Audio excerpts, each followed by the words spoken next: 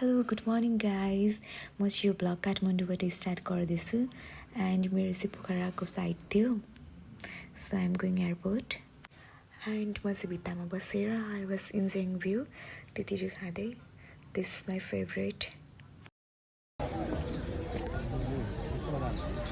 So guys म चाहिँ Pokhara landing पनि भइसकेँ अनि अघि चाहिँ मैले ब्लग बनाउनु बिर्सेछु होइन, एक दुईवटा क्लिप्सहरू त लिएको छु अनि अहिले चाहिँ म यहाँ बोटिङ गर्दैछु है। यहाँनिर चाहिँ कसरी छ भन्दाखेरि 900को चाहिँ आधीसम्म जाने, त्यसपछि रेट हुँदो रहेछ।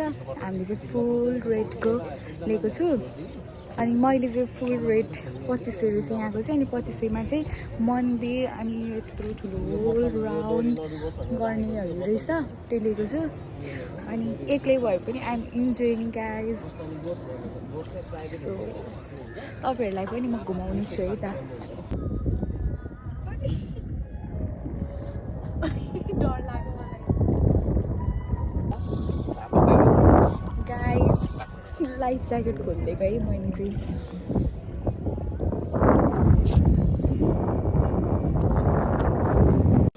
सो गाइज एक राउन्ड हानिसक्यो है। मन्दिर चाहिँ ऊ त्यहाँ परेछ अनि हामी त्यही मन्दिरको साइड सिधादेखि आएको तर हामी चाहिँ ता पर जस्ट ठुलो रहेछ यार यो फेवा त। पहिला नि घुमेको बट सानै थिएँ बिर्सिसकेँ। सो गाइज म चाहिँ गुरुङ गाउँ आइसकेँ। यो ठाउँलाई चाहिँ गुरुङ गाउँ भन्छ अरे। So beautiful place. तर म चाहिँ यस्तो ठाउँमा बस्नु सक्दिनँ। आई डोन्ट नो मान्छेहरू कसरी बस्नुहुन्छ बट आइएम सियर छुट्टै टाइपको रमाइलो हुन्छ होइन। अनि म पनि इन्जोय गरिरहेको छु।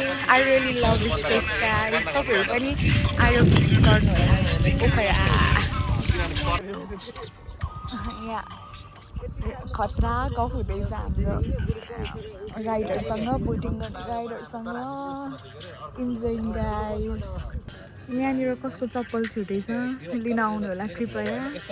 यसरी टुरिज्म एरियामा कृपया फोहोर नगरिदिनु है।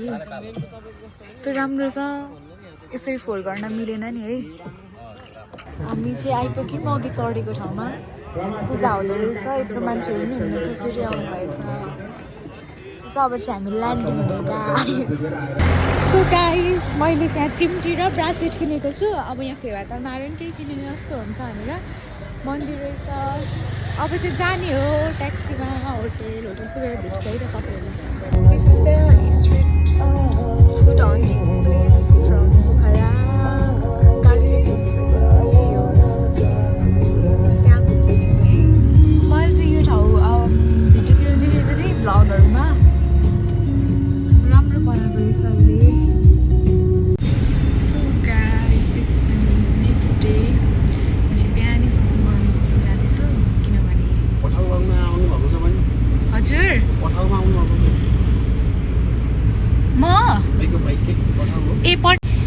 सो अब चाहिँ म बजार जाँदैछु जुत्ता अनि पेन्ट किन्नु छ के अरे प्याराग्लाइडिङ गर्नुको लागि। So I am excited for today guys. पोखरामा